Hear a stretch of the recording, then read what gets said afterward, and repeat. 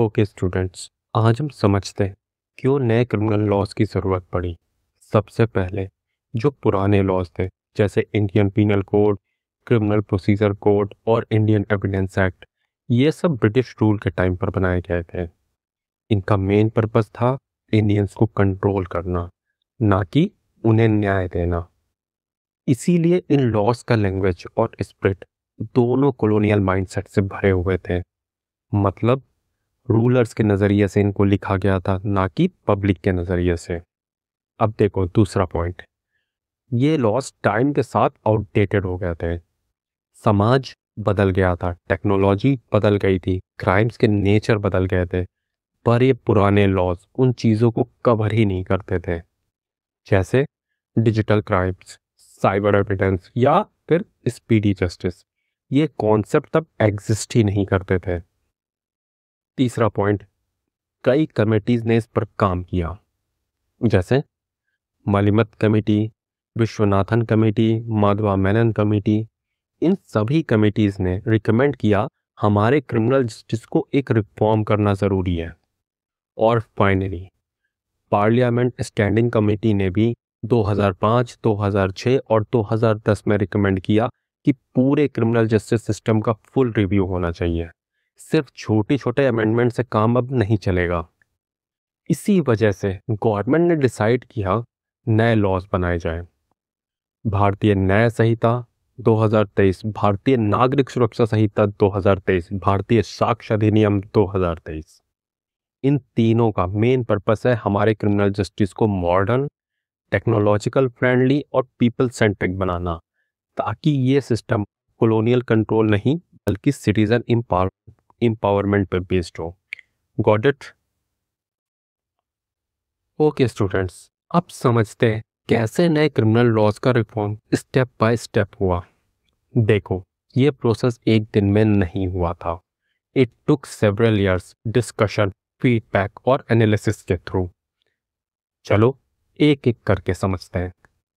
Step 1, 2019, home minister ने सभी states और यूनियन टेरिटरी को एक लेटर लिखा और बोला अपने अपने सजेशन भेजो क्रिमिनल लॉज के रिफॉर्म के लिए।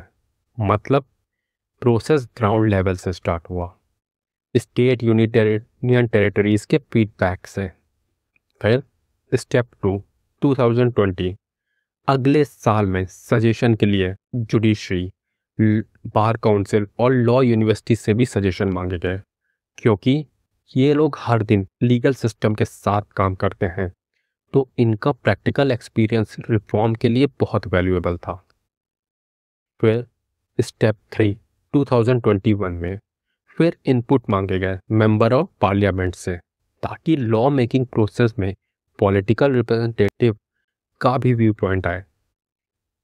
देखा स्टूडेंट्स, हर लेवल पे पार्टिसिपेशन को इंश्योर किया गया। स्टेट्स, जुडिशरी और पार्लियामेंट सब इंक्लूडेड थे। स्टेप 4, कमेटी का फॉर्मेशन होता है। अब ये स्पेशल कमेटी बनाई गई जिसके हेड था vice chancellor national law university Delhi के। इस कमेटी का मेन पर काम था सारे सजेशन को एनालाइज करके एक रिफॉर्म ड्राफ्ट बनाना। फिर स्टेप 5 में इनपुट को एनालाइज किया गया। कमेटी ने एनालाइज किया 18 states, 6 union territories, 16 high courts और लीगल इंस्टीट्यूशंस के व्यू पॉइंट को। सोचो कितना डिटेल कंसल्टेशन हुआ।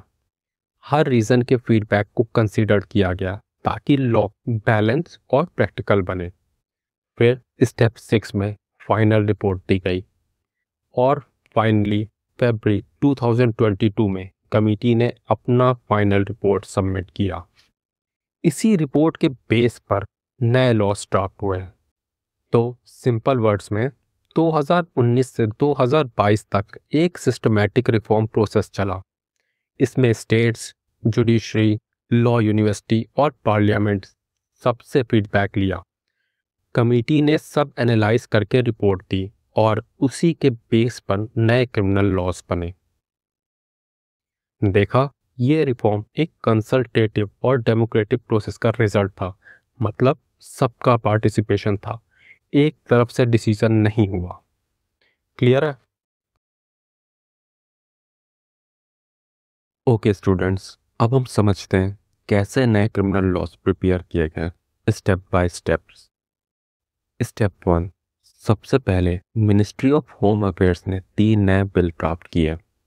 भारतीय न्याय संहिता बीएनएस, भारतीय नागरिक सुरक्षा संहिता बीएनएसएस और भारतीय साक्ष्य अधिनियम बीएसए। ये 3 बिल बेसिकली पुराने आईपीसी, सीआरपीसी और एविडेंस एक्ट को रिप्लेस करने वाले थे। स्टेप टू, इन बिल्स को लोकसभा में इंट्रोड्यूस किया गया 11 अगस्त 2023 को।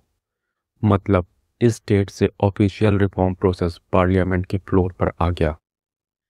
स्टेप थ्री, नवंबर 2023 में पार्लियामेंट स्टैंडिंग कमेटी ने इस बिल को रिव्यू किया। कमेटी ने हर बिल को डिटेल में एग्जामिन किया और कई वैल्यूएबल सजेशन दिए ताकि लॉ मॉडर्न और प्रैक्टिकल बने। स्टेप फोर, फिर कैबिनेट ने फाइनल वर्जन अप्रूव किया 8 दिसंबर 2023 को। यानी अब गवर्नमेंट को ग्रीन सिग्नल दे दिया था कि ये नए लॉज पार्लियामेंट को पास कराए जा सकते हैं। स्टेप 5, लोकसभा ने बिल पास किया 20 दिसंबर 2023 को और राज्यसभा ने अगले ही दिन 21 दिसंबर 2023 को। देखो कितनी फास्ट प्रोसेस रही। ये शो करता है कि गवर्नमेंट इन रिफॉर्म को लेकर सीरियस थी। और स्टेप 6, फाइनली प्रेसिडेंट ने इन तीनों बिल्स को एसेंट दिया 25 दिसंबर 2023 को। यही दिन था जब इन नए कानून का ऑफिशियल बर्थ हुआ। सेम डे गजट नोटिफिकेशन भी इशू हुआ जिसे ये लॉज ऑफिशियली इनैक्ट हो गए।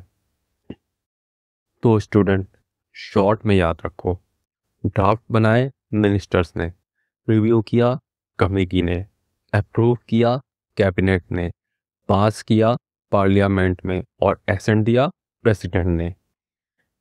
यही प्रोसेस था जिससे हमारे नए लॉज बीएनएस, बीएनएसएस और बीएसए लाइफ में आए।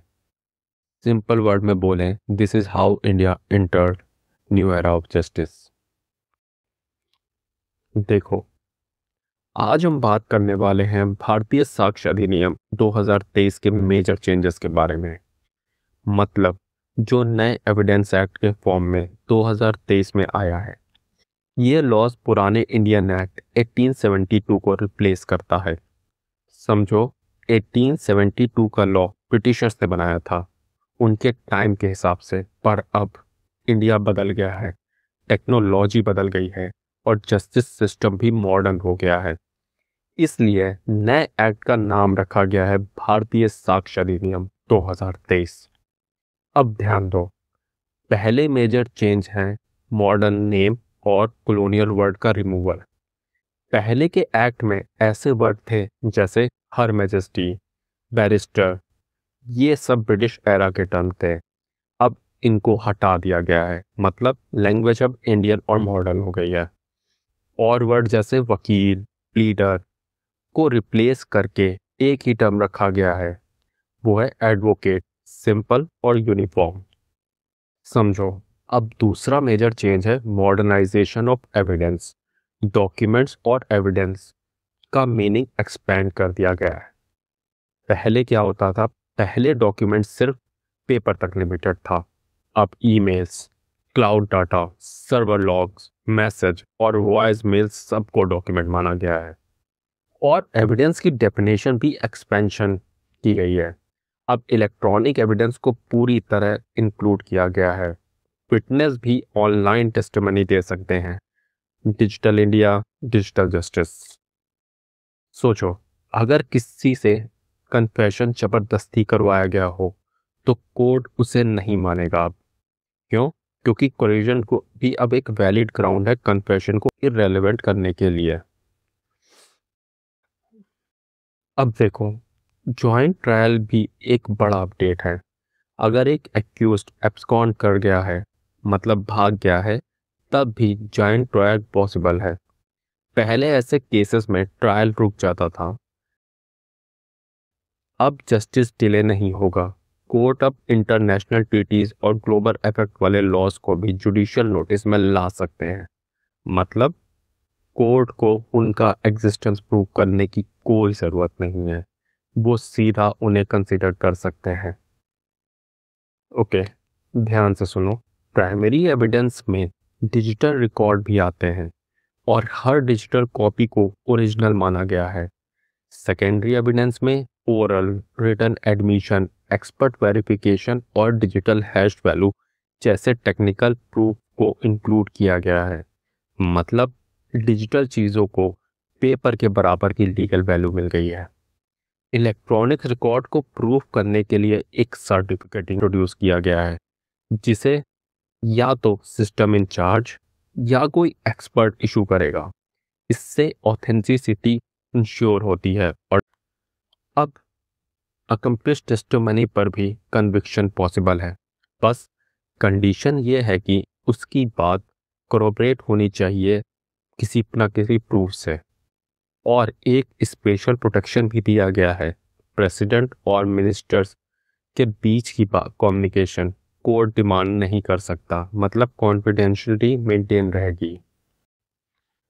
सिंपल वर्ड्स में भारतीय साक्ष्य अधिनियम 2023 ने कॉलोनियल वर्ड हटा दिए हैं, लैंग्वेज मॉडर्न बनाई, डिजिटल और इलेक्ट्रॉनिक एविडेंस को फुल लीगल स्टेटस दिया और स्पीडी, ट्रांसपेरेंट और टेक फ्रेंडली जस्टिस सिस्टम की तरफ एक बड़ा कदम उठाया।